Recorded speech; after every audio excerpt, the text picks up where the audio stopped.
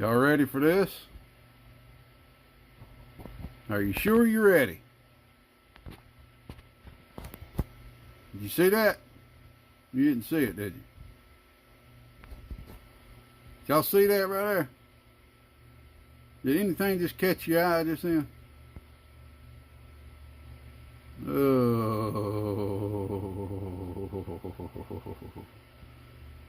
Has Toshiba started making transistors again, y'all?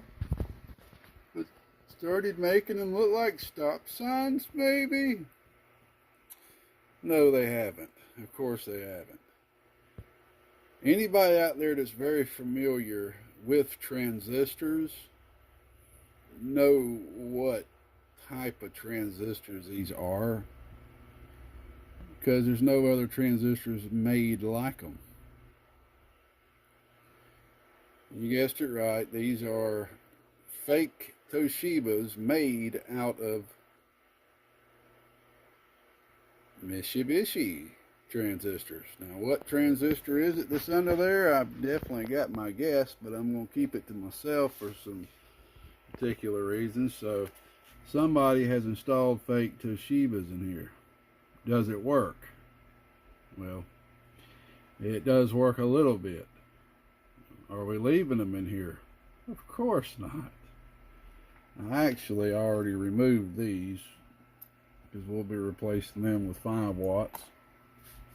And plus I removed them because very unique on this end, I got my son, my 15-year-old son, to finally do some work for me when it comes to the amp stuff.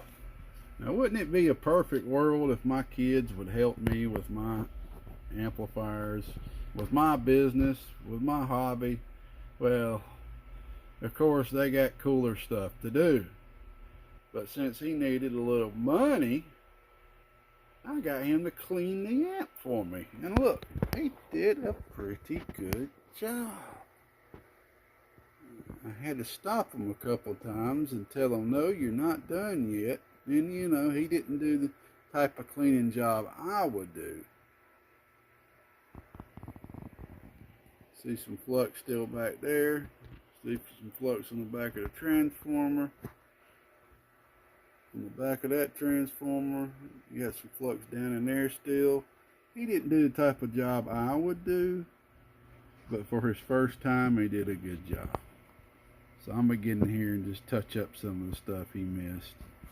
Plus, he didn't have the best light either. I'm sitting here up under this light, you know, so I can really see everything pretty good. So I'm gonna have to holler at my buddy and see if he wants me to drop some actual Toshibas in here, because this circuit is optimized for actual Toshibas, and I'm gonna do him a deal on them if he does want to go that route, or if he's wanting to go the HG route. But they started doing this right here quite a while ago. It's a 330, 1000 is what it is. They found out it worked a little bit better like that. I'm pretty sure. Well, actually, you know what? This may be optimized for HGs. I'll be completely honest with you. I can't remember. I'll have to look at my notes. And see. But we need to remove this. Look at this power wire. Let me show you this.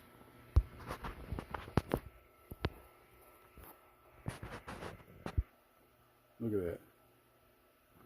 That's because they could not get it to solder because it's aluminum clad. Copper clad aluminum, excuse me. Look at that. Look at that, man. Goodness. Oh my God. Look at this. How is it even working? It's connected by just a couple of strands. Look at that.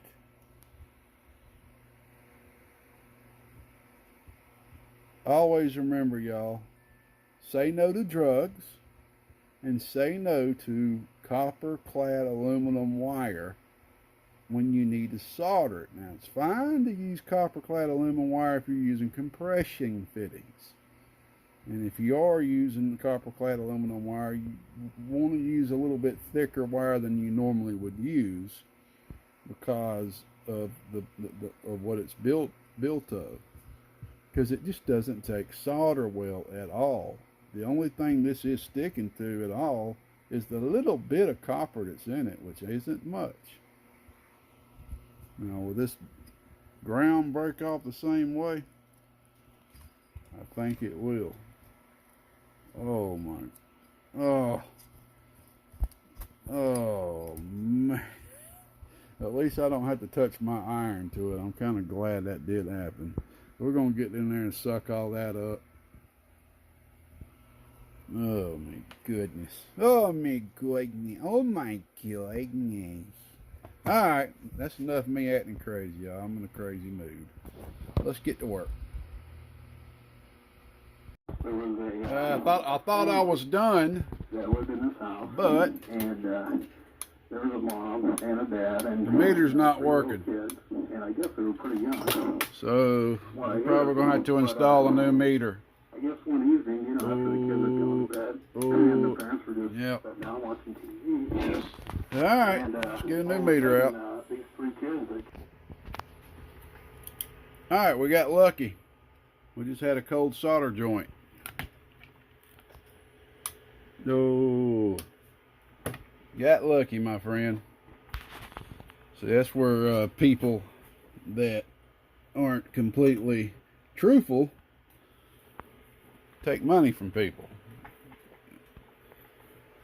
And those are people that aren't like me, because I believe there's somebody always watching.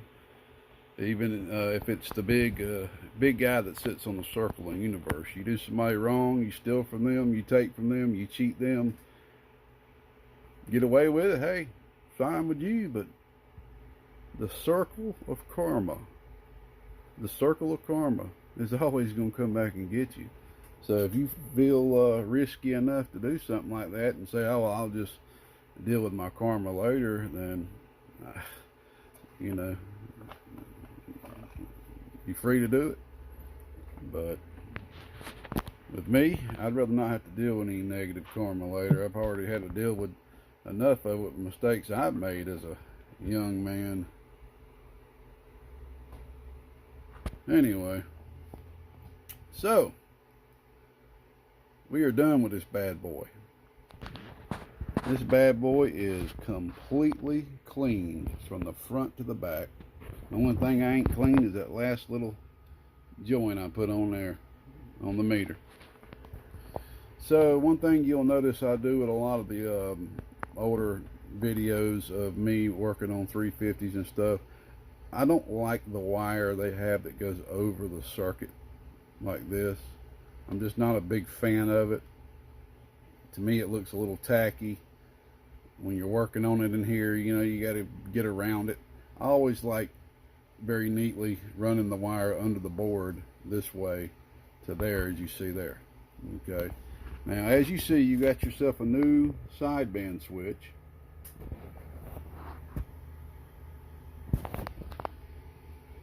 Here's the old one. Now look at that. Yeah, it's seen better days.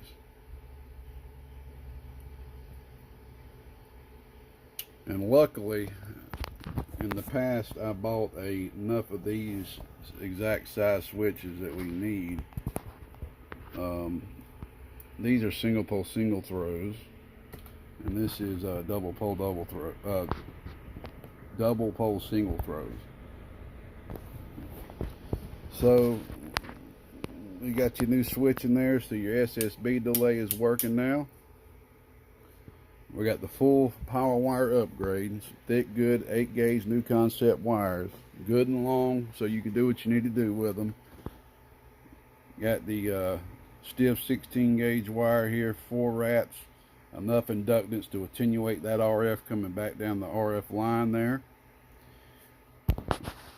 We have installed him a fresh set well, fresh may not be the word, but a used set of Toshiba 2879's in perfect health, with a good mid-range HFE on them. So this bad boy has now been turned into a Toshiba Texas Star 350, which definitely will help its resale value. This is what was in it.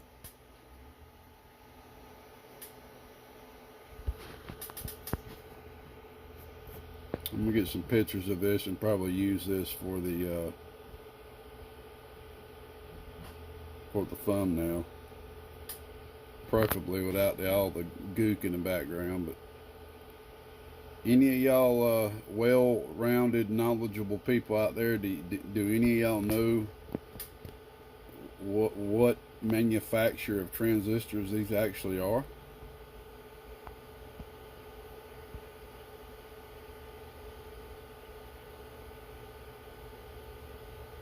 Once you've seen this manufacturer that makes these style transistors, you never will forget, because they look like a stop sign. Well, if you guessed Mishi Bishy, you're right. So basically what has happened here is some company overseas has took some Mishi Bishy transistors, and I've got a pretty good idea which transistors these actually are. I'm not going to say that on the video for some certain reasons, personal reasons, but they basically just created a new top right here and replaced the top with them. And I don't know why anybody would try to make fake Toshibas like this, because I mean, anybody with just a tad bit of knowledge that's seen Toshibas before will know that these are not Toshibas. So that's why we put him some real Toshibas in there. Even though they're used, they're in great health. Alright, this is what was in there. I wanted to put you back to old school OEM. We got you two brand new 30 ohm resistors.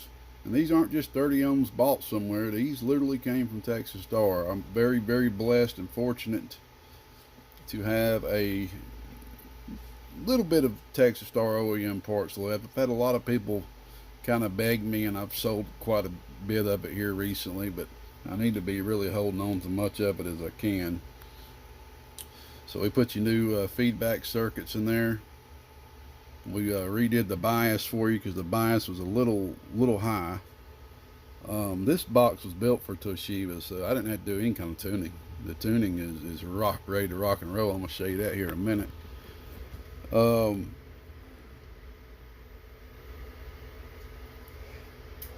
I think I covered everything else so far.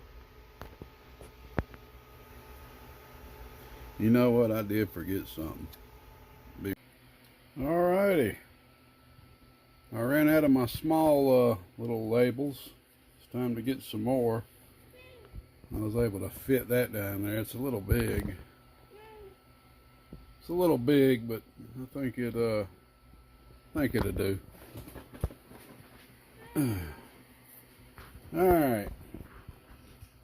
This bad boy is prestige now, so let's go ahead and let you see how she's working.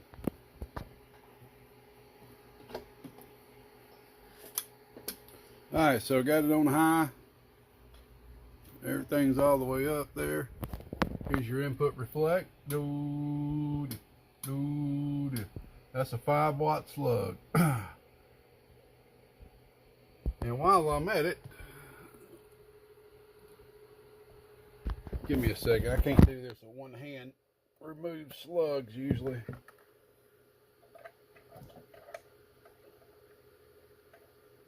Let's use something I've been wanting to get my hands on for a little while, and I just ain't took time to get one. Humongous shout out to Mr. Mopar. Thank you, Mr. Mopar. He made all this possible. Thank you so much, Mr. Mopar. That's a 500 milliwatt slug, y'all. So that means that's the medium scale where the 50 is 500 milliwatts, which is a half of a watt. So this will give you a nice accurate scale of the actual input reflect, which is the power from this coax right here coming back this direction towards my radio, meaning the power that isn't being used amplifying just being amplified due to a mismatch. Of course, we always can't get a perfect match in these things. You're just trying to get it as low as absolutely possible, although there's been some close times I think I may have gotten lucky enough to get a perfect one. So the 20 is 200 milliwatts, the 10 is 100, and between that is 50 milliwatts. Look at that right there. That's about 75 milliwatts. So y'all do the math on that SWR calculation for the input reflect. 75 milliwatts. Beautiful. All right. Here's the output power. 500 watt slug. This is PEP. I would say this thing is stroking, my friend.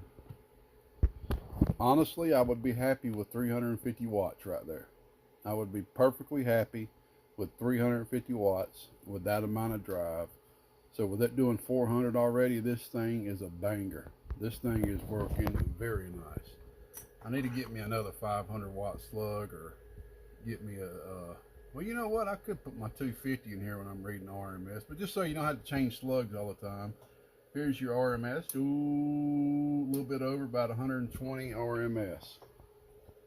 Oh, what's this thing talking? If I just get out there just trying to flop that mop out there, man.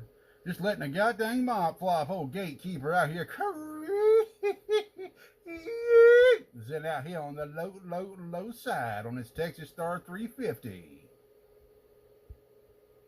Look at that low dead key. Look at that thing just swinging. Putting a little bit of swing in that thing, as they say. My friend, thank you for hanging in there with me. This thing is working absolutely beautiful. I was going to hook up a bigger radio, but there's no reason.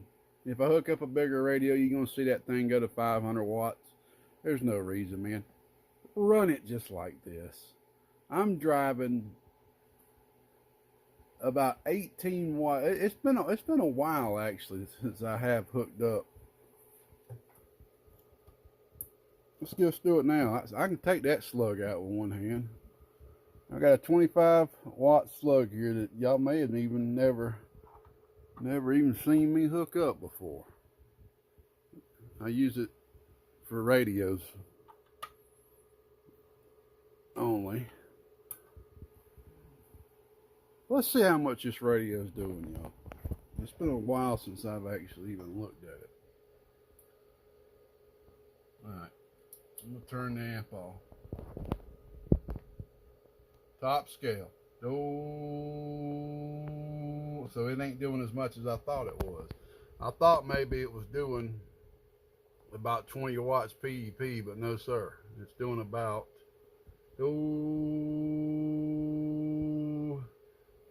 16 and a half, not quite 17. So we'll just say 16 watts. Hey, what's this thing talking though? See, that's the difference of when you see an amplifier, and while we just talking letting the mop flop, that's why it goes down. Because the radio drive goes down. See, it's a chain reaction situation there. You know what I'm talking about? So when we talking on this thing, just getting in the mic like this right there, just trying to swing our thing and do our thing, man, it's doing about what?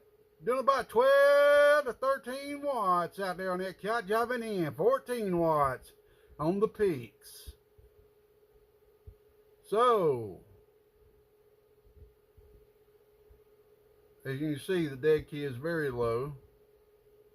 That's the 5 watt right there. 2.5 below that. So we're sitting around a 1 watt dead key. I usually keep it that low just while I'm working on stuff, but I'll increase it if I'm gonna run something.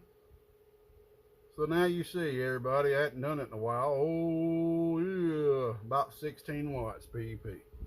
That's all this radio does, and that's all you need when you're tuning stuff. You don't need nothing extravagant.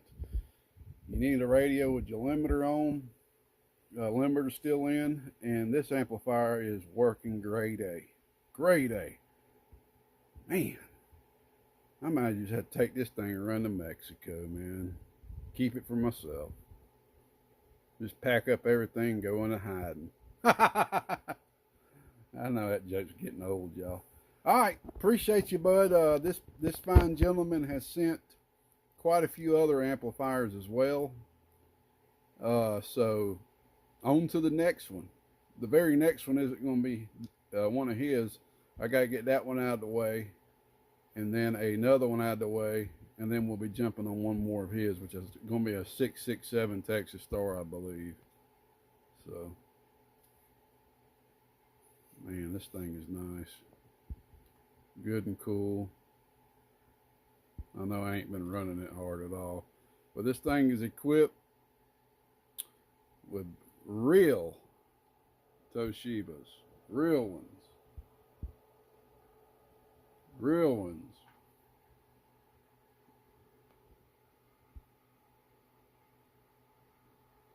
Let me get these right here.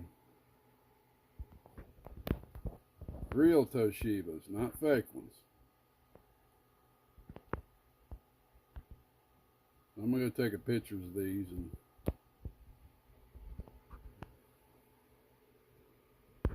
figure out something.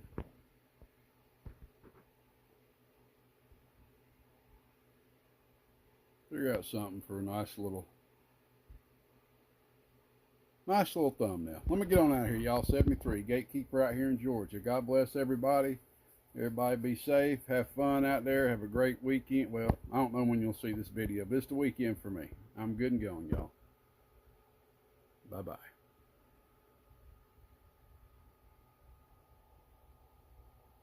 Oh, you know what? I don't think I mentioned this. I was zooming in and just noticed. Nobody's probably made it this far, but we put brand new 330 OEM 330s. That right there is an OEM part that Texas Star used for over 10 years. I'm running out of them. I ain't got many left, but that is a DM. It may be a DM15, but it may be a DM10. I don't know. They're shaped a little different than height-wise than a DM15 would normally be. They may be considered like a DM12 or something a little smaller, and you know, which is but perfectly adequate for right here. So yeah, we was able to get this amplifier completely OEM. Of course, we added this 1000 right here. I like to add on the hot bus and the power wire upgrade, but other than that, everything is OEM, meaning the way you would see it come from Texas Star. All right, I'm good. I'm gone now for sure, I promise.